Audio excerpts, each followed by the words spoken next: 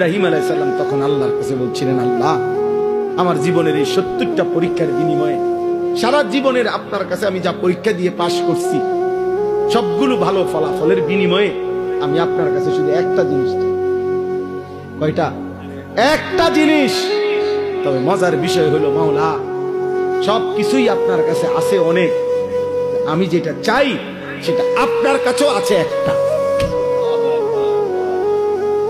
আপনার কাছেও আছে এক পিস। আমি জানি মাওলা আমি যেটা চাইবো এখন আমার সারা জীবনের পরীক্ষার বিনিময়ে ওইটা আপনার কাছে আছেই একটা, আপনার কাছে আরেকটা নাই আমি জানি। আমি ওইটাই আমরা কলজাটা চাই, আমি আপনার ওই একটা প্রিয় ধন আমার দরকার, আমি ওইটা নিব।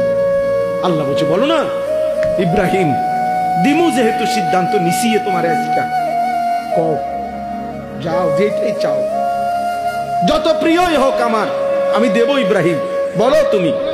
ইব্রাহিম আলাইহিস সালাম তখন এটা চাইছে, রব্বানা ওয়াবআস ফীহিম রাসূলাম মিনহুম, আল্লাহ আমার সন্তান ইসমাঈলের বংশে আমি ওই শেষ জামানার পয়গম্বর আখেরি পয়গম্বর নবী দু জাহান নবী দু শাহা নবী দু আলম ফখরে মওজুদাত সৈয়দুর রসুল মুসদ্দিকুর রসুল নবীউল আম্বিয়া ইমামুল মুত্তাকিন ইমামুল মুরসালিন ইমামুল আতকিয়া ইমামুল আম্বিয়া ইমামুল মুরসালিন খায়রু খালকিল্লাহ মুহাম্মদ আরবি সাল্লাল্লাহু আলাইহি সাল্লাম আখিরি মুহাম্মদ বন্ধুকে আমি আমার সন্তানের বংশে চাই, আমি মুহাম্মদ চাই।